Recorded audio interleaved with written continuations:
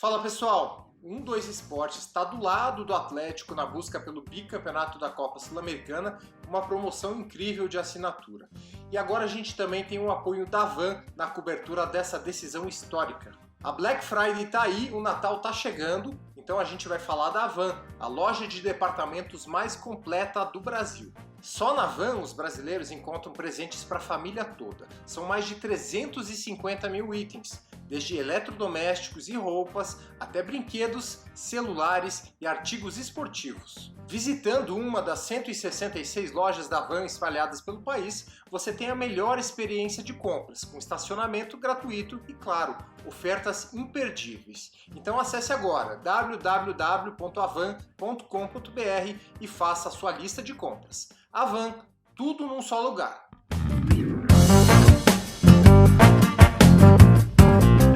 Então começou, galera, esse aqui é o podcast 2-1, numa edição especial para falar do Atlético, que venceu a Sul-Americana em 2018, e nessa temporada está buscando o bicampeonato. O jogo decisivo é contra o Red Bull Bragantino no dia 20 de novembro, em Montevidéu, no Uruguai. 3 anos atrás, estava ali, Veiga e Rony, estavam defendendo as cores do Atlético, hoje eles estão no Palmeiras, e fizeram parte daquela conquista histórica, né? A primeira conquista internacional do Furacão. Acho que foi marcante para vocês, deve ter sido a primeira grande conquista da carreira de vocês, né? A minha foi a primeira. Eu nunca havia sido campeão antes, né? Já tinha chegado em algumas finais, mas nunca tinha sido campeão. E foi importante também para mim porque foi meu primeiro título e jogando, né? Então, que dá um gosto ainda maior. E para você, Rony?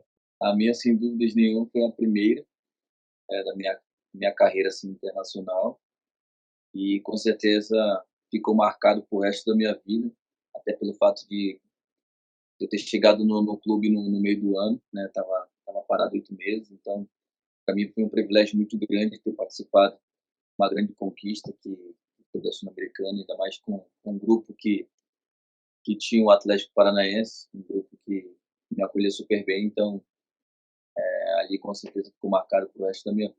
É curioso até, Rony, né? Porque a campanha do Atlético naquela Sul-Americana, ela começou em abril contra o Newell's Old Boys.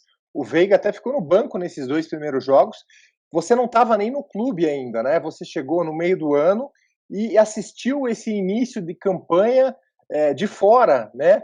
Vendo essa evolução aí, porque o Atlético estava numa fase ruim no brasileiro, né? A Sul-Americana veio que meio que um desafogo ali para o clube, começou a vencer, foi acreditando, foi vencendo. Quando que vocês viram que o time podia chegar, podia ser campeão? Realmente, a gente tá numa fase ruim no brasileiro.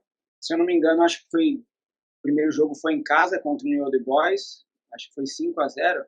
Não, o primeiro jogo contra o Newell's Old Boys na Sul-Americana foi 3-0. Gols do Pablo, do Nicão e do Guilherme. Isso, 3-0.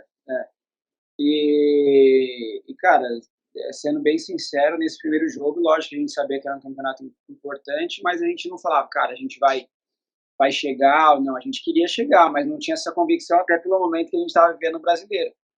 Mas foi passando os jogos, nosso time começou a se acertar, e eu acho ali que depois da vitória, talvez, contra Peñarol, acho, em casa, né, e depois fora, deu ali uma confiança muito grande para a gente dar sequência no campeonato. Então, acho que, lógico que os jogos anteriores foi importante, mas eu acho que aquele jogo contra o Peñarol em casa e fora deu ali uma confiança a mais para a gente chegar mais longe. E esse confronto com o Peñarol foi logo na segunda rodada, né? O Atlético venceu o Newell's Old Boys. No primeiro jogo ainda era o Fernando Diniz o técnico. O segundo jogo com o Newell's Old Boys foi uma derrota fora, né?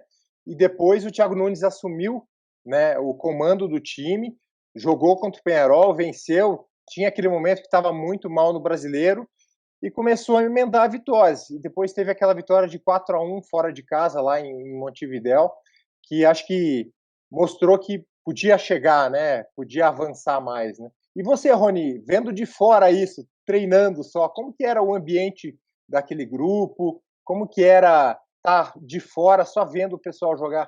que eu me recordo, eu não nem pensava em ir ainda para o Atlético, né, na época que eu estava parado, nem sonhava em poder jogar no Atlético Paranaense, porque estava bem complicado a situação eu não tinha nem expectativa de jogar em 2018, né, então quando surgiu a oportunidade, eu estava numa situação muito boa na competição, né, que era no Brasileiro, e eu cheguei, o treinador tinha acabado de sair do Atlético Paranaense, né, e assumiu o Thiago Nunes. E quando eu cheguei, como eu falei, eu fui recebido muito bem. Daí, na época, eu me recordo, tinha um jogo contra o Inter, né? Não chegou só eu, chegou também o volante, o Wellington, que daí ele fez o gol na estreia e já ia contra o Vitória, né? E ali eu já vi que era um clube diferente, né? Uma equipe que gostava também de vencer.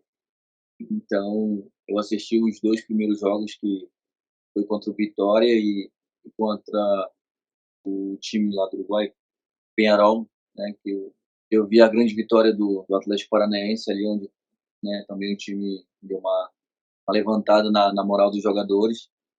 E ali, depois desse, eu comecei a jogar, né, então ali eu vi que era um grupo que gostava de vencer.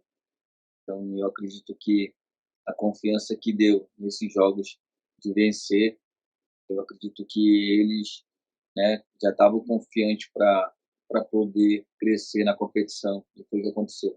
Começou, né, engrenar e começar a vencer foi o mais importante. E, Rony, acho que na linha do que você está falando, tem uma característica desse grupo, acho que o Veiga vai concordar, que ele era formado por muita gente de muito potencial, mas que ainda estava talvez iniciando a carreira ou não tinha se afirmado, né? Muita gente com fome, né? Com vontade, incluindo o técnico, né? O Thiago Nunes, que veio do sub-20, né? Assumiu numa condição de interino, ele terminou campeão interino ainda não era o técnico efetivado, mas tinha essa coisa de todo mundo querer se provar, né? Quando eu cheguei lá no Atlético Paranaense, né, eu vi falar um pouco principalmente do Veiga, que era um jogador que era bem cobrado lá. Na época, se eu não me recordo, ele tinha acabado de perder um pênalti, né? E a torcida estava cobrando muito ele. E eu via que ele tinha um potencial muito grande, que ele gostava de trabalhar, né? Ele errava, mas ele continuava tentando.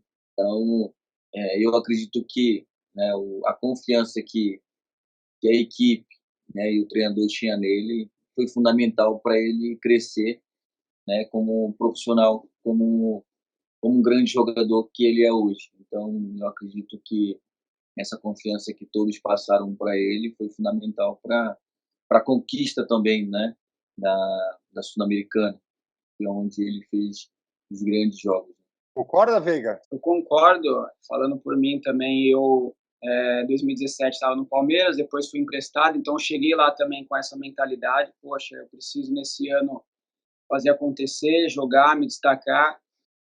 Tinha alguns jogadores lá que já estavam no clube há algum tempo e também queria, né, aparecer, queria mostrar, né, tinha uns jogadores mais experientes também que nos ajudaram, então assim, tinha meio que uma mescla de jogadores um pouco experientes com jogadores novos que estavam subindo no profissional, o profissional e estava querendo mostrar o futebol para fazer um contrato melhor, para, enfim, se firmar no time, né? E eu acho que essa interação entre essas duas idades aí foi importante. A gente fez um ambiente leve, mas um ambiente também comprometido com o trabalho, né? E juntamente depois com o técnico Thiago, que também estava subindo ali do sub-23, foi importante nessa junção aí para todo mundo entender que o objetivo era um só, que era vencer, né? E a gente fez um clima muito bom no vestiário, cara. Eu realmente, quando eu estava no Atlético, eu tinha muito prazer de ir treinar, de ir viajar para jogar,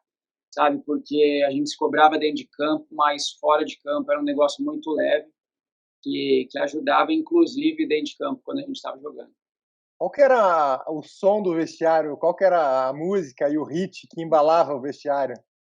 Cara, a gente tinha um jogador lá, O Bergson. conhece, Ah, o Bergson e a sua caixa de som, né?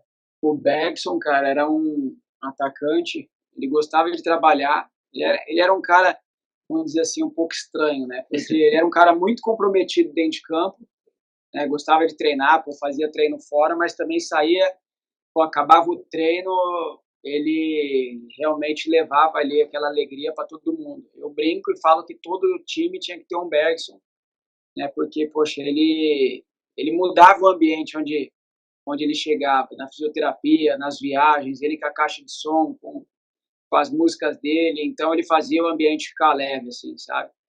Isso foi importante porque até mesmo nos jogos de muita pressão, de muita responsabilidade, ele deixava o ambiente tranquilo, leve, né? E eu acabei, na época, eu morava sozinho, ele morava sozinho, tinha o Marcinho também que morava sozinho, o Lúcio morava sozinho, a gente fez uma panela do bem ali e acabava andando sempre junto. Mas as músicas, ele que selecionava ou ele deixava espaço aí para vocês colocarem também o que vocês queriam?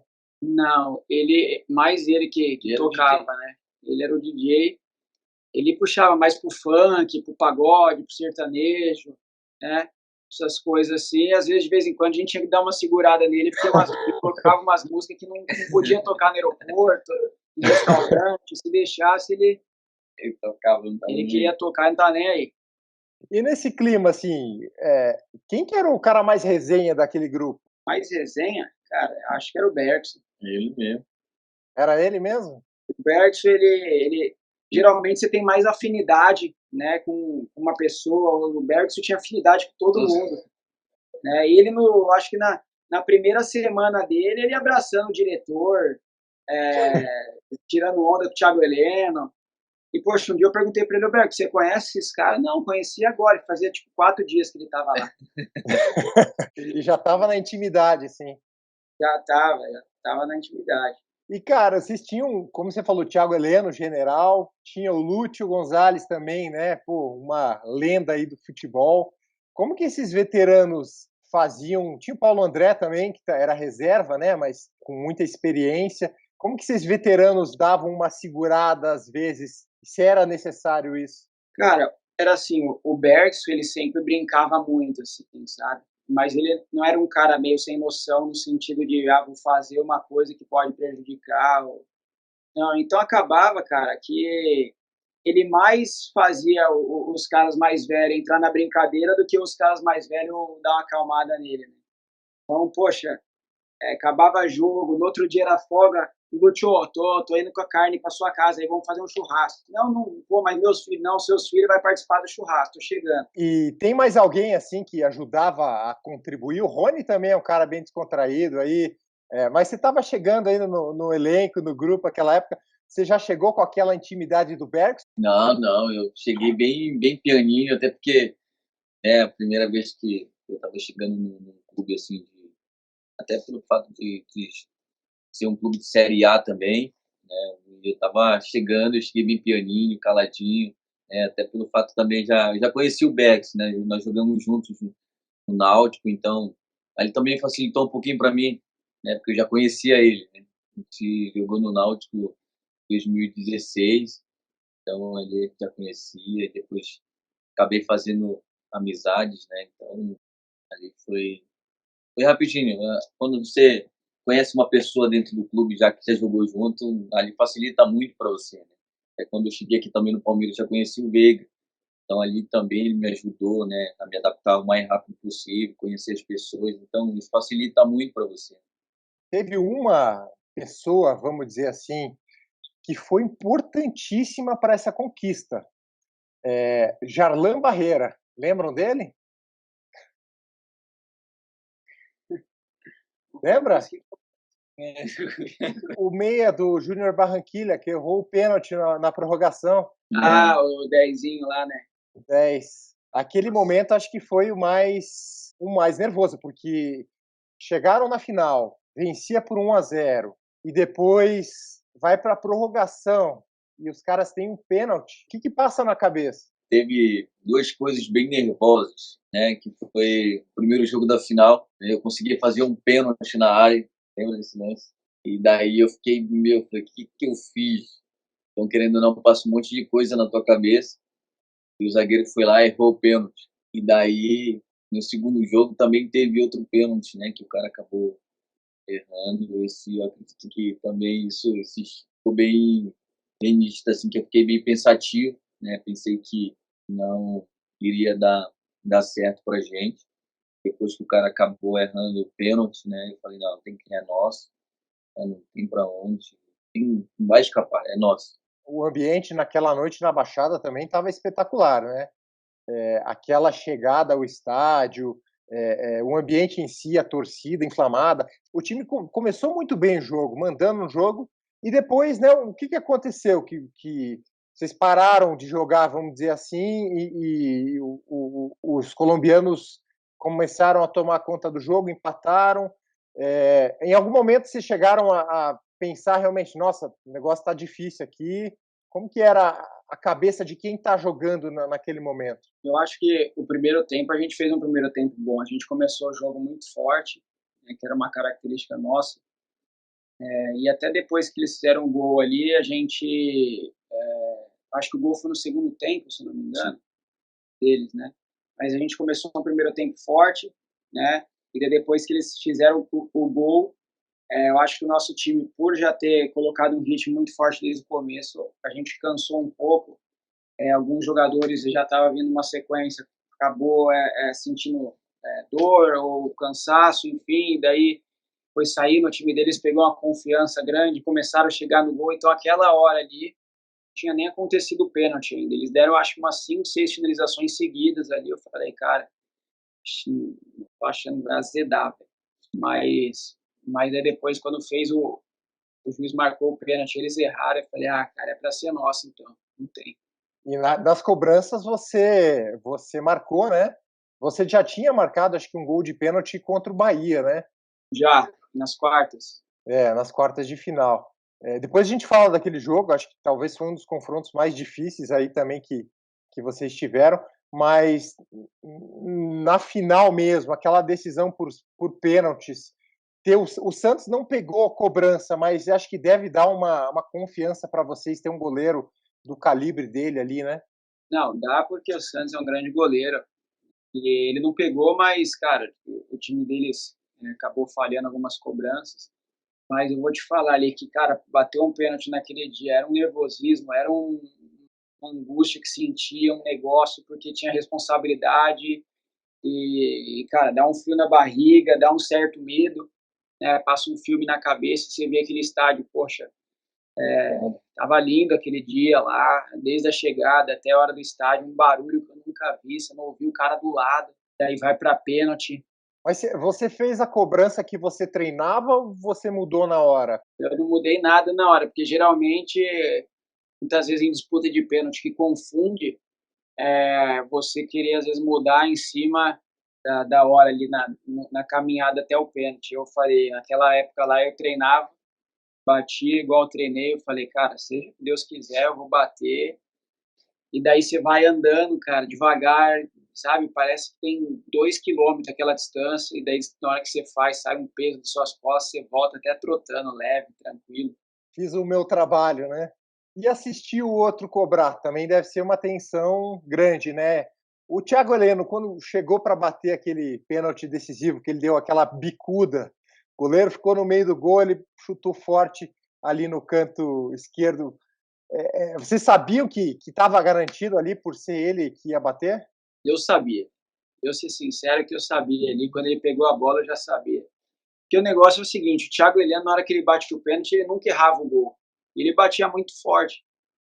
Então, ou o goleiro ia no canto e ia firme, porque senão ele entrava com bola e tudo, ou, cara, não tinha assim. Então, quando o Thiago foi para a bola ali, tomou aquela distância, eu falei, possível que ele vai perder o gol.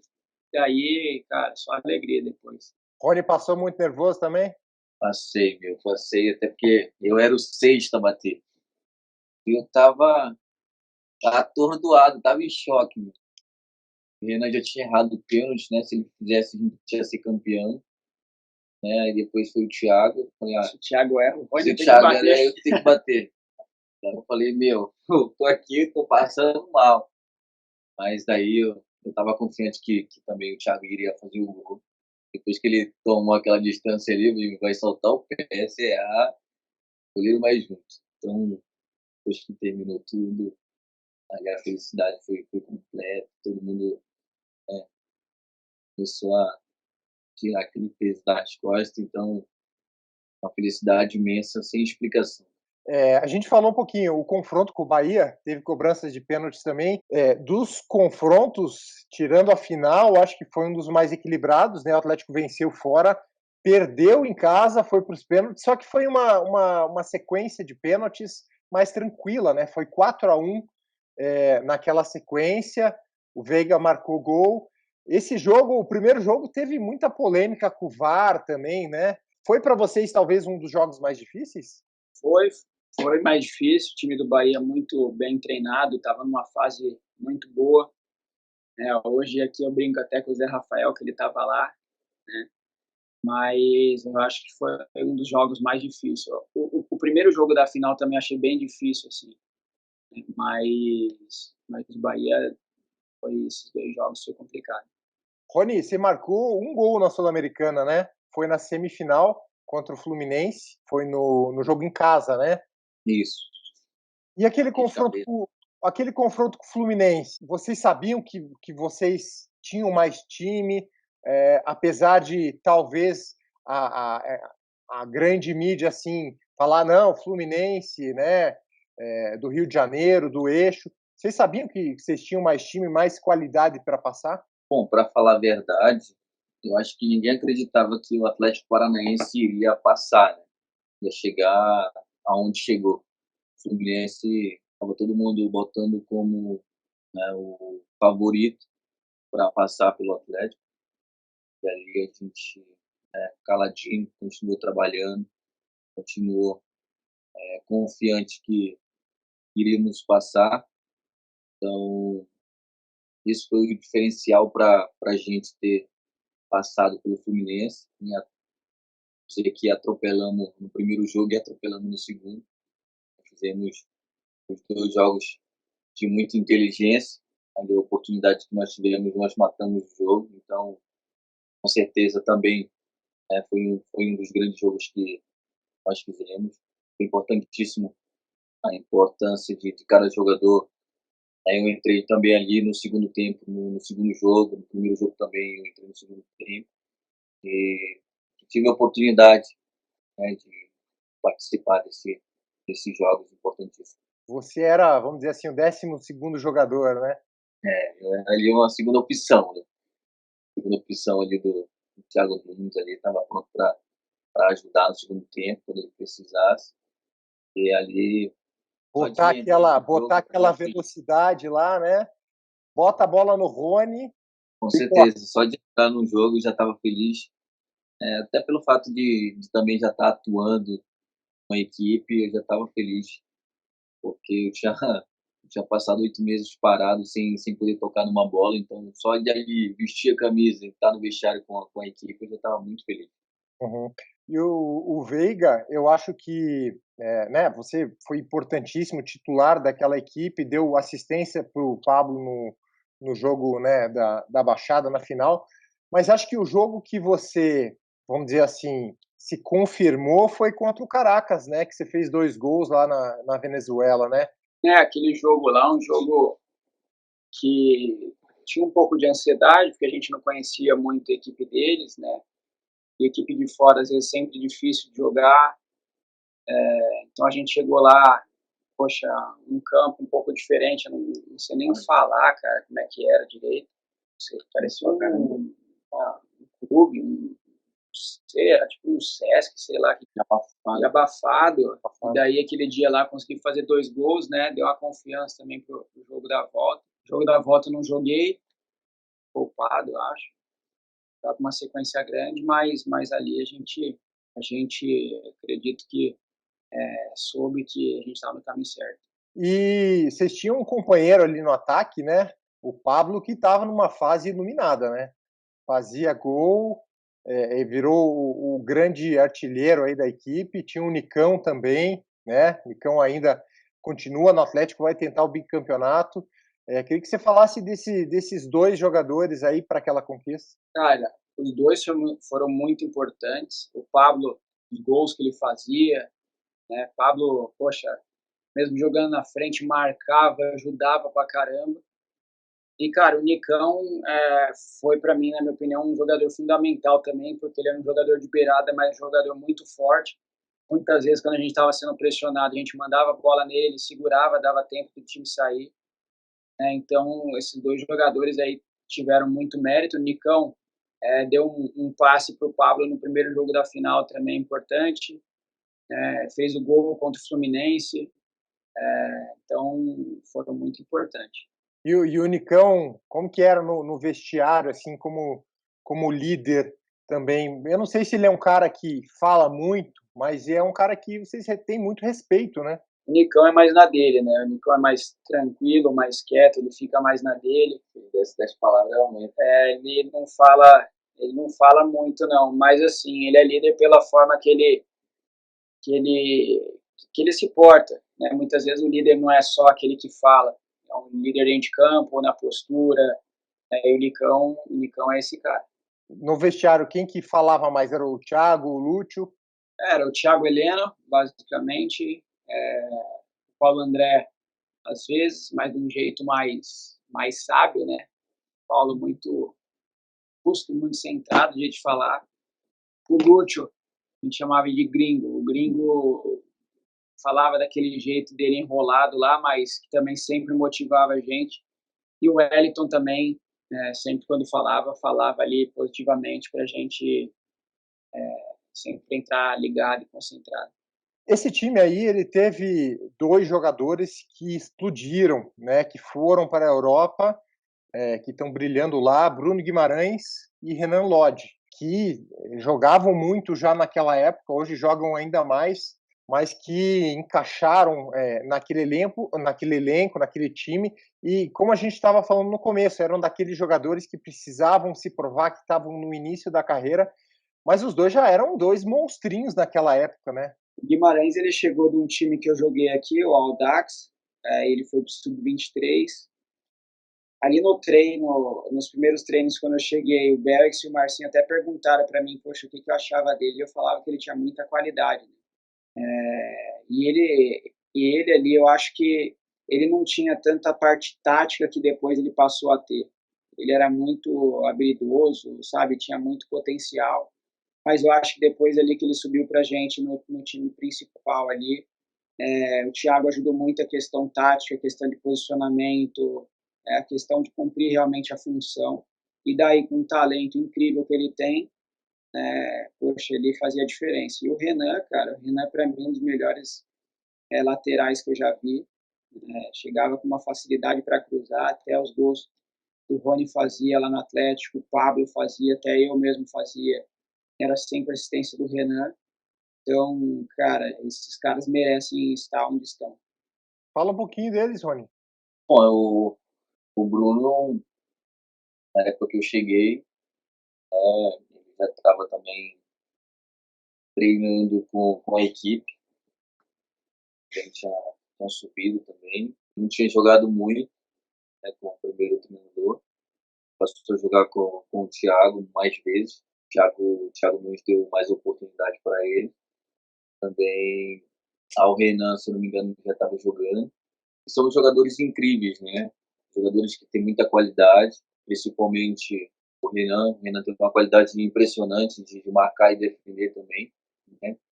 E quando ele pegava na bola, a gente já corria para a área, porque a gente sabia que a bola que vinha era já para a gente finalizar.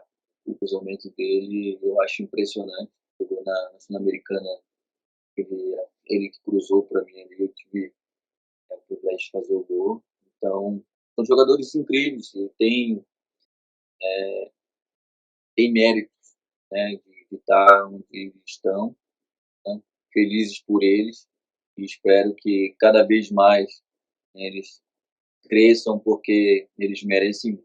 A gente vai ter uma diferença na final dessa Sul-Americana, né, de 2021, em comparação de 2018, que é a final única, né, que vai ser no Uruguai. Vocês vão estar lá uma semana depois para a final da Libertadores também. E vocês já jogaram a final única de Libertadores do ano passado, né? e venceram. Vocês acham que é muito diferente o espírito de fazer uma final única? Que muda para os jogadores isso? Cara, que muda é um jogo. É um jogo e daí tem que deixar tudo naquele jogo, né? Muitas vezes, quando a gente joga em dois estádios, ou em casa ou e fora, tem a questão de gols, tem essa questão assim que às vezes a gente consegue de alguma forma administrar. Poxa, o importante é não tomar gol em casa, enfim. Então tem essa questão, mas quando é um jogo só, é assim, cara, você tem que deixar tudo naquele jogo. O time tem que sair, o outro time tem que sair, e não tem depois, entendeu? São 90 minutos ali que decide quem vai ser campeão. Vamos fechando o nosso podcast aqui. Eu queria antes perguntar para vocês assim, qual que é a imagem, se vocês fecham os olhos e lembram daquela final de Sul-Americana, daquela campanha, o que vocês lembram?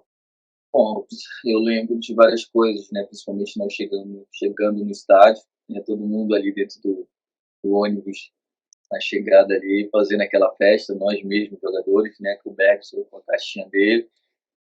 E me recordo também, né? No final, depois do pênalti que o Thiago bateu ali, todo mundo correu para se abraçar e todo mundo começou a chorar pelo fato de ter ganhado um título de expressão no clube, né, um clube que também se tornou gigante, após aquele título que não tinha ganhado ainda, né? Então, me recordo que depois que eu peguei meu filho no colo, eu falei, olha, isso aqui o papai ganhou.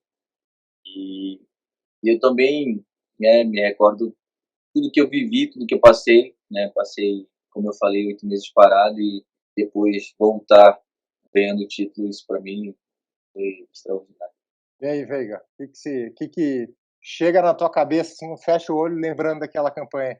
Chega o Bergson para jogar a final, todo mundo com fone, e ele começa a gritar dentro do ônibus lá, com uma música, tinha uma música específica para jogo da Sul-Americana.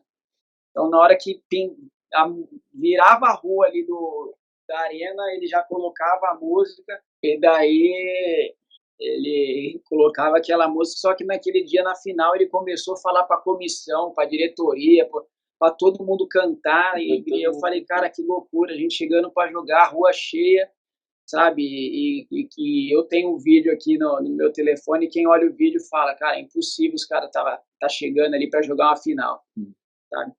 E eu me recordo depois na hora do pênalti, né, que o menino errou, Barreira, e depois eu me recordo o pós já, a festa, a gente foi para um lugar lá e aí lá o bicho pegou. Queria que vocês deixassem, então, uma mensagem aí para o torcedor do Atlético, um de cada vez, para essa final. Imagino que vocês vão estar na torcida, tem carinho pelo clube também, né? Ah, com certeza. Eu, particularmente, tenho um carinho enorme pelo clube, né, pela torcida. E eu espero que todos os torcedores, né, atleticanos aí torçam para que o Atlético, né, mais uma vez vença essa competição. Né, vai ser muito importante para cada jogador que está lá disputando. Né, mérito de cada um jogador, né, da comissão técnica. Espero que eles possam fazer um grande jogo, uma grande partida, que possam sair dali campeão. Com certeza, né, pelo carinho que nós temos pelo clube, vamos torcer sim, com certeza. Cara, primeiro dizer que eu fico muito feliz em ver dois clubes brasileiros chegando nessa final, clubes que trabalham certo, né, clubes que estão crescendo, com uma estrutura legal, né, clube sério, então fico muito feliz, né, parabenizar o Bragantino e o Atlético também, mas minha torcida vai ser para o Atlético, pelo fato de eu já ter jogado lá, pelo fato de eu ter amigos lá, jogadores da comissão, por eu ter um carinho muito grande com a torcida, cara, por eu amar a cidade, então minha torcida vai ficar pro Atlético, né? Então, torcida atleticana, tô com vocês, espero aí que a gente consiga trazer mais essa taça para casa e é isso.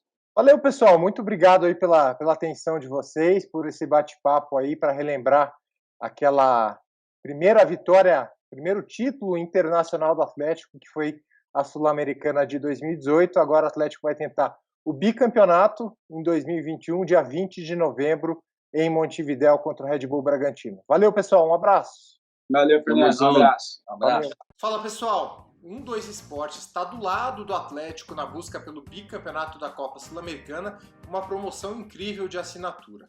E agora a gente também tem o apoio da Van na cobertura dessa decisão histórica. A Black Friday tá aí, o Natal tá chegando, então a gente vai falar da Van, a loja de departamentos mais completa do Brasil. Só na Van os brasileiros encontram presentes para a família toda. São mais de 350 mil itens, desde eletrodomésticos e roupas até brinquedos, celulares e artigos esportivos. Visitando uma das 166 lojas da Van espalhadas pelo país, você tem a melhor experiência de compras, com estacionamento gratuito e, claro, ofertas imperdíveis. Então acesse agora www.avan.com.br e faça a sua lista de compras. A Van, tudo num só lugar.